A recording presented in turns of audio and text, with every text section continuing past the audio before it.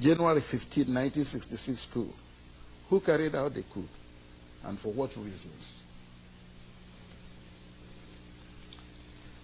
Thank you for giving me this opportunity to try and enlighten people on this coup that seems to be at the center of subsequent problems in Nigeria. The coup of January 15th, 1966 was actually led by Major Ifajuna, and he commanded the activities in the south, and Zogo, another major, coordinated the northern side of it from Kaduna. The reason for the coup, if you remember, Nigeria became independent in 1960. We had a government, a quasi-Westminster type government with a parliament and a ceremonial president, reflecting, as it were, the Queen of Great Britain. That was Dr. Nnamdi Azikiwe, and Tafawa Balewa was the president from the north. Now, the real problem with Nigeria has always been the imbalance of the federation that is and was known as Nigeria. I remember when I was at school, I was taught that the great thing about a federation was that no federating unit should ever be preponderant over the others. As it happened, the Nigerian Federation, when it was created, was given down to Nigerians from London. And that federation contained the imbalance of the North being preponderant, in fact, over the two other sides, the West and the East. And this created, right from the first day, a certain degree of friction. The North could dictate, and the South, whichever part of the South, could just complain if it's not in accord with what the North wished. The first few years of independence were not too bad, but there were a lot of unfulfilled ambitions of the Nigerians, because in those days we thought that once you got independence, you were free and everything worked, and you joined the higher league of nations internationally, discussing what went on. In fact, to Nigerians it looked as though, and indeed they tended to show, that independence in itself was the achievement. Now Nigeria was free, us were a member of the world. Instead of looking upon it as the beginning of our journey to nationhood. And I say this, and I want to underscore it. Nigeria was not, has never been a nation. We had the aspiration, hopes that Nigeria one day would become a nation. And that has been elusive up till today. The reason being that, most unfortunately, the powers in Nigeria were concentrated in the hands of the North, which was preponderant, and wrongly so. At independence, we hoped we would be able, in fact, the three leaders of the country had different notions of independence. There was the actual leader of the struggle for independence, Dr. Nnamdi Azikiwe, who rightly thought that independence now created, as it were, a beginning, but that we were already a nation and we were now finding our positions in his own philosophical, political beliefs in Pan-Africanism. So we just had to move into the broad continental alliance. The North,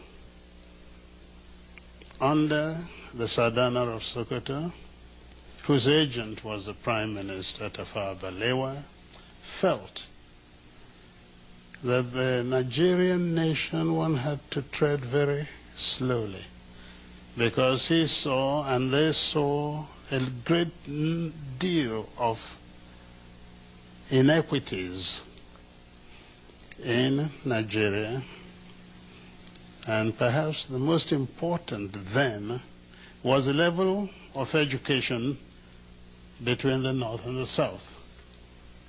And therefore that affected, of course, the position of the North, or Northerners, in the bureaucracy of Nigeria. The Sardana and the people of the North got down to trying to build up the North, taking everything they could from the Federation to build up the North to a position in their minds of equality between themselves intellectually and the rest of Nigeria. The West, under Chief Obafemi Awolowo, thought likewise and took the position of consolidating the West so as to ensure that at a given time the West would then emerge superior to either the North or the East. Again, let me go back to the problem of the East. The East entered independence having accepted that the nation was already there. Naturally, the concept of nationhood implied a great deal of sacrifice by the East at all points. First sacrifice, the non-emergence of Dr. Azikiwe as the first executive leader of Nigeria. He vacated the place. He made the sacrifice so that the North could be accommodated. Second, very simple. During the constitutional conferences, independence was offered Nigeria before 1960. But to be able to accommodate the North, that Dr. Azikiwe believed was already part of a nation, we got this rather odd situation where a nationalist refused independence to wait for the North, and so on. Yet, your question, sir, was the question of the reason for the coup. So let me go into it. The teething problems of Nigeria after 1960, the independence, manifested itself in a number of ways. There was a friction over the preponderance of the North. There was certain difficulties about religious beliefs in the country. There was corruption, bad administration, and so on. But the real problem came from the West, which by 1966 was really in turmoil. And the reason was quite a simple one. Where does a leader lead from? In the North, the Sardana led from Kaduna, in the North. His agent was in the South, Prime Minister. Awolowo for the West believed his position was better, and he would be have greater effect on Nigeria if he ruled from the Federation. So he looked towards Lagos. And his deputy, Akintola, he was quite prepared to leave the West too. What a funny thing happened during the election. A funny thing happened. Dr. Azikiwe, who also opted for the Federation, won the election in the West. And it now looked as though an Igbo man was ruling in the East, ruling in the Midwest, and about to rule in the West. And this was not acceptable to the West. We started our problems there, because overnight the victory of the NCNC in the West was nullified by a number of Yorubas crossing from the government to the opposition side and creating a new government. And this actually is at the foundation of the distrust between the Igbos still now and the Yorubas. Now, law and order broke down in the West after the second election. There was so much rigging. In fact, BBC had this rather wonderful statement. It said that men became pregnant overnight with votes. Because, you know, we wear these huge robes, and you can stuff as many ballot papers inside them. And as a result of that, and because by then Awolowo was in jail for treasonable felony, it was felt that the North used its powers to ensure that Akintola, who became their stooge, won the election. It became very dangerous to travel around the streets of Lagos or the West, anywhere. That's when they started throwing acid at people in the streets, in your car, the phenomenon known as wet year. That is wet in wet year. Throwing acid on people. And it was to halt this, actually, that the military was pulled out of barracks to help stabilize the situation. And this went on. We were not moving anywhere. The countries were becoming independent. We were seeing Julius Nyerere creating personality in Africa, Nkrumah there, and so on. Nigeria is big, and with all the promise of independence, was clearly doing nothing. It was then that a group of young officers. Now let's get it straight. The young officers had within Igbos, Yorubas, and Hausas. The way the Nigerian army was structured, you could not escape a preponderance of Igbo officers. And these were at the middle level, because they were essentially majors. By then I was a lieutenant colonel, so I wasn't part of it. I was then commanding a battalion in Kano. The coup ostensibly, because I've later found out that the whole aim of the coup was to halt this apparent drift in Nigeria. But significantly, you know what they wanted to do? To create a presidential commission of army officers as a safeguard, the people who would guard the nation, and hand over government to Chief Obafemi Awolowo. The idea was to release him from prison, make him prime minister, and in the hope that Nigeria would become a better place. That is actually how. So it was really the Yorubas and their leader that were going to benefit. Oh, absolutely. From the coup, not the insinuation that it was an Igbo coup. No, certainly not. Okay. Certainly. Your Excellency, we have And not only that, and I think because a lot of things have been said about this. Yes. Who actually halted the coup? Aguiyi Ironsi in Lagos, an Igbo. Emeka Odumegwu Ojukwu in Kano, an Igbo. The Igbos halted the coup. How can it be at the same time an Igbo coup halted by Igbos? There's something odd about that.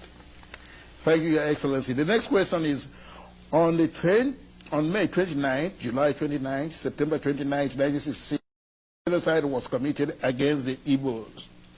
Will you let the world, through this medium, know the extent of this genocide? We know you established the Onyuke Commission that looked into these genocidal acts. What were his findings, some of them that you can let the world know? Well, that's no doubt. I mean, the findings, the report. Okay, the report. The report is available, can be bought by anyone. It's been circulated all over Nigeria. It's not hidden. The first massacre of Igbos in the north, we could, in that report, it was stated that the first coup was 50,000. Then, later in the same year, the universal massacre that took place across the whole of Nigeria, including the north and parts of the west, we're talking in terms of 700,000 killed.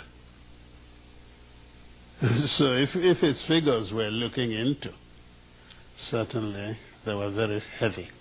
But when we're talking of genocide, it's the intent that really matters. What was the aim of that? And it was very simple, and the language might make people shudder or remember.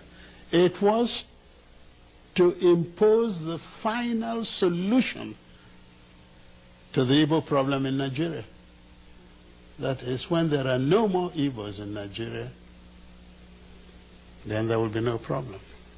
I think if one thinks back, sometime you will know who used that term, referring to who. Was the element of religion involved? There are three areas that came together. There was certainly the ethnic one. There was at the same time the political one side. And when I say political, that is the search for power in the Federation. And certainly the third was religious. The North used Islam. Almost the same sort of thing that we're witnessing in Europe today. Might you take this opportunity to state very clearly the solidarity of Ndibo, that is the Igbo people, with the United States government in the events of September 11th. Naturally, we feel with America, and I am personally proud of our solidarity. All we say is this is an extension of that for which we have suffered, are suffering, and will continue to suffer if the world does not come to our aid. We pray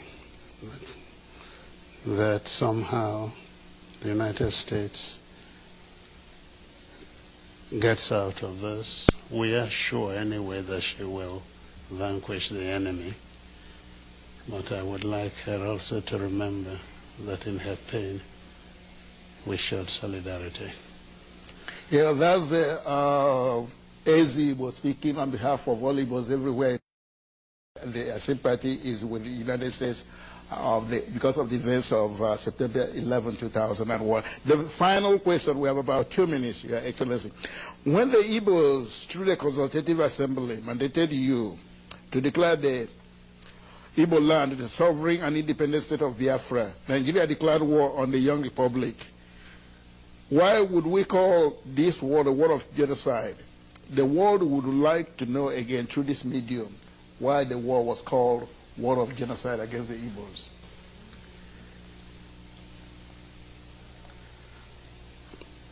The word genocide is so large in its meaning that even when you're staring it in the face, very often you hesitate about using the term. But actually the Biafran problem was nothing except being genocidal. There was no distinction. The mere fact that you were an Easterner in those days labeled you fit only for one thing: death, and death at the hands of the Nigerian authorities. The Igbos and their associates were killed in practically every village in northern Nigeria. They were killed in many places in western Nigeria. They were in Lagos, even on Kata Bridge, the very center of Lagos. People were looked at and thought, oh, this looked an Igbo, and killed. The very first army officer killed in Lagos, actually, during that time was from Calabar. Was killed on the bridge, and so on. Igbos were being hunted out and killed. The Igbos that remained in Lagos after the war began were herded together and detained without any trial or anything, no question of any legal rights. Till today, property of Igbos are still sequestered in various areas of Nigeria, and they have not been released, not all of them, to the Igbos, the original owners. Oh no, we're quite certain. In fact, the only reason it is not called or not accepted as genocidal is because of the Cold War. At that time, anything ethnic-based was almost like an insult to humanity. And ethnicity became a term of abuse in politics. That's all. If it were today, certainly, what happened in Nigeria is much, much worse than what you have seen of Rwanda, not to talk about Eastern Europe. Your Excellency, we have come to the end of the program. Thank you for your time. Thank you for the enlightenment. Thank you for your patience. Thank you for watching African Affairs, a DCTV program on Africa in Washington, D.C., United States of America. Our guest today is His Excellency Eze-Igbo, General Chukwuemeka Odumegwu Ojukwu. We thank you for being in our program. It's an honor. Thank you very much. Thank you. Now you can relax and watch African music video. Thank you again for watching.